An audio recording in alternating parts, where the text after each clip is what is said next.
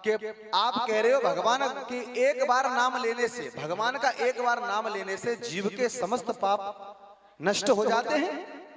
बोले हाँ।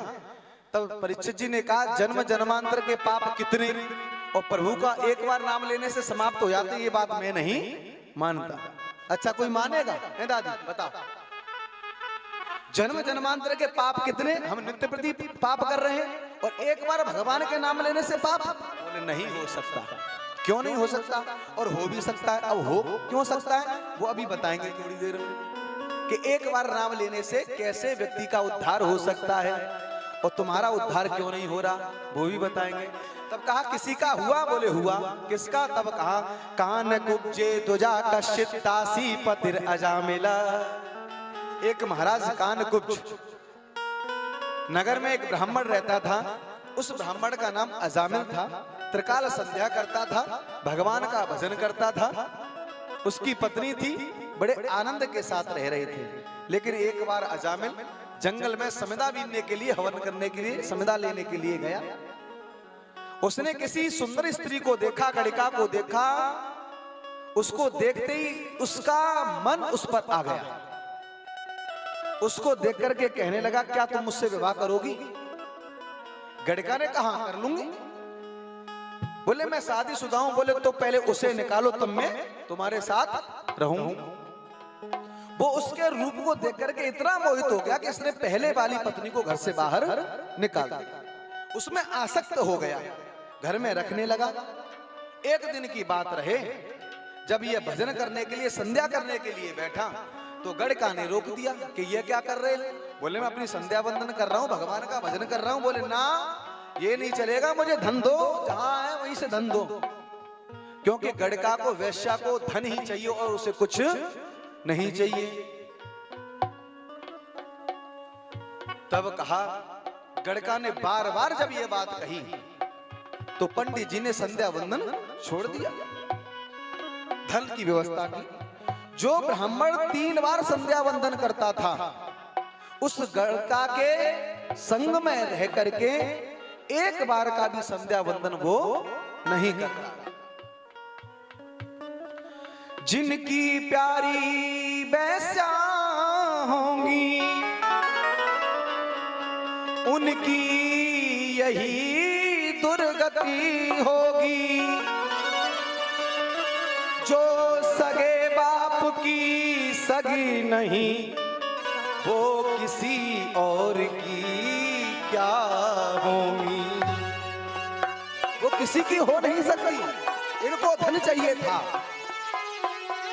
दीर्घकाल संध्या करने वाला ब्राह्मण और महाराज एक बार भी संध्या नहीं करता, भगवान का भजन नहीं करता, धन चाहिए। एक बार की बात इतना हुआ कि महाराज धन कहां से कमा के लाए? डाकू बन गया, चोर बन गया। जब ये चोर बन गया, एक दिन की बात रहे, कुछ संत महात्मा अयोध्या से वृंदावन जा रहे थे। अयोध्या से जब वो वृंदावन जा रहे थे, महाराज उन संतों को रास्ते में रात्रि हो गई। रात्रि के विश्राम करने के लिए, और रात्रि हुई उस अजामिल के गांव में। संतों ने पूछा यहाँ कोई भक्त है? सभी ने प्रहसन मजाक कर दिया संतों से कि इस गांव में तो केवल एक ही भक्त है, उसका नाम है अजामिल। सभी भक्त अजामिल के घर पे गए। अजामिल के दरवाजे बंद थे। महाराज दरवाजे खटखटाए, अजामिल तो नहीं निकला, लेकिन उनकी धर्मपत्नी निकल गई। कहा कि भक्त अजामिल कहाँ हैं? बोले भक्त अजामिल? गणिका ने कहा स्वामी जी, मेरे पति कोई भक्त नहीं है, मेरे पति तो चोर है, डाकू है। सारी स्थिति उसने सच सच बता दी। बोले बेटी तूने हमें क्यों बताई ये बात?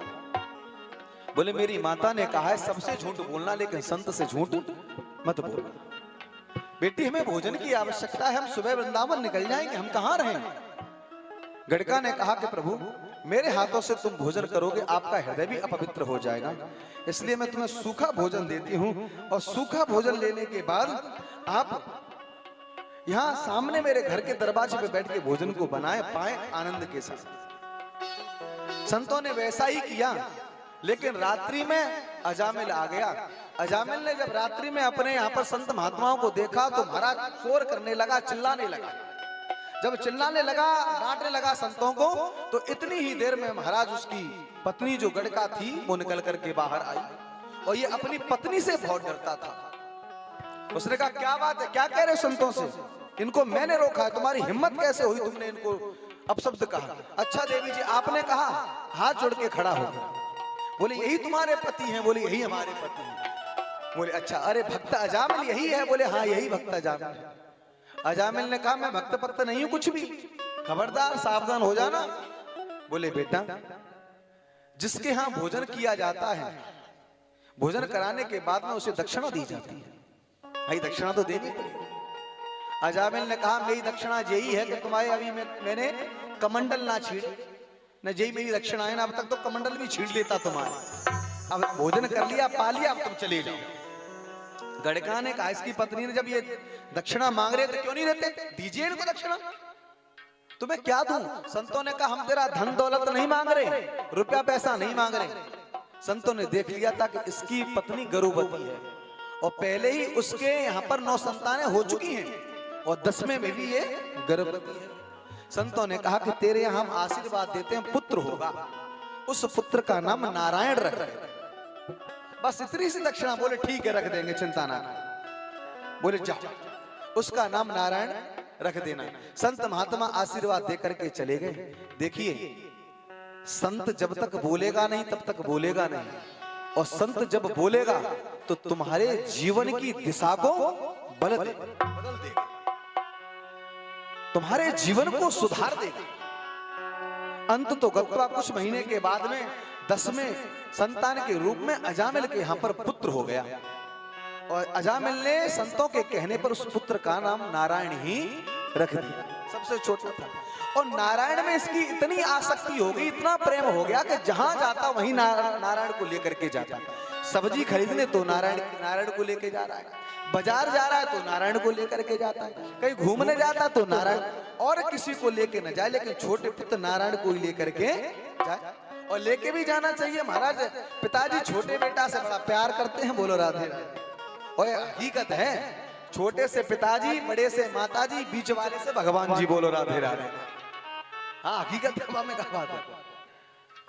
न तुम्हारे संत आए अब की बार बच्चा मांगे, पूछो तुम अपनी माता पिता की कौन सी संतान हो, जो कहेंगे हम बीच वाले हैं, जो बेचारे भगवान के भरोसे रहते। और कहोगे सो महाराज जहां कहीं जाता वहीं लेके जाता। अंत तो गत्वा इसका अंतिम समय आ गया, और जैसे ही अंतिम समय आ गया यमराज ने अपने दूतों को भेज दिया, और महाराज दूत उसी को दिखाई देते हैं जिसकी मृत्यु होती है, और किसी को दिखाई नहीं देते। इसने काले काले भयंकर जब दूतों को आते हुए देखा तो इसकी नजर अपने खेलते हुए बच्चे नारायण के ऊपर पड़ गई। इसने आवाज लगाई, दूरे कीरण का सक्तम पुत्रम नारायणाम्यम प्लावितेन स्वरेण चैराजुहावा कुलेंद्रिया। इसने जोर से आवाज लगाई, नारायण बचाओ, नारायण बचाओ, नारायण बचाओ। भगवान शयन कर रहे थे, भगवान शयन तो कर रहे थे, भगवान के पार्षदों के कान में आवाज पहुंची, भगवान के पार्षद भी आ गए। अब जैसे ही दोनों आ गए, यमराज के दूत लेकर के जाना चाहते हैं, लेकिन भगवान के पार्षदों ने रोक दिया। और जैसे भगवान के पार्षदों ने रोक के पूछा तुम कौन, बोले तुम, बोले हम के दूत, बोले हम भगवान के पार्षद। अच्छा यमराज और धर्मराज दोनों एक ही, अलग अलग नहीं है। जिसको नरक जाना पड़ता है उनके लिए वो यमराज बन जाते हैं, और जिनको स्वर्ग जाना होता उनके लिए वो धर्मराज बन जाते हैं। जैसे जज किसी को फांसी की सजा देते, उस अपराधी के लिए वो जज हो गया यम, और जिसको बाइज्जत बरी कर दे वही हो गया उसके लिए धर्मराज। तो महाराज बोले हम यम के दूत, हम भगवान के पार्षद, किसको लेने आए हो? बोले इसको लेने के लिए आए। बोले नहीं लेके जा सकते, बोले ये पापी है। भगवान के पार्षदों ने कहा पापी है नहीं, पापी था, ये पापी था, पापी है नहीं। इसने भगवान का नाम लिया, इसका उद्धार हो गया। बोले इसने भगवान का नाम नहीं, अपने पुत्र नारायण का नाम लिया। भगवान के पार्षदों ने कहा ये बताओ पहले हमारे भगवान आए थे कि ये आया था? अरे हमारे भगवान के नाम के ऊपर भी तो इसने अपने पुत्र का नाम रखा है, इसलिए अब तुम इसको नहीं लेके जा सकते। तुम धर्म के रूप को जानते ही क्या हो? भगवान का नाम कैसे भी ले लिया जाए वो महाराज तारेगा। कैसे भी उठते बैठते जागते सोते खाते पीते घूमते फिरते जैसे भी लोग भगवान का नाम तुम्हें तारेगा ही। जैसे अग्नि को जानबूझ के छुओ या अनजाने में छुओ, अग्नि क्या करेगी? जलाएगी। बिजली का तार तुम धोखे से छुओ या जानबूझ करके छुओ, बिजली ये नहीं कहेगा तूने धोखे में छुआ तो छोड़ देती ना, बिजली करंट ही देगी। बोलो राधे राधे। अग्नि जलाएगी ही। जब धोखे में बिजली के तार को छुआ जा सकता है तो करंट लग सकता है, अग्नि को धोखे से छुआ जा सकता है तो हम जल सकते हैं। तो क्या भगवान का नाम धोखे से लेने से क्या हमारा तारण नहीं हो सकता? क्या हम तर नहीं सकते? भगवान का नाम कैसे भी ले लेना चाहिए।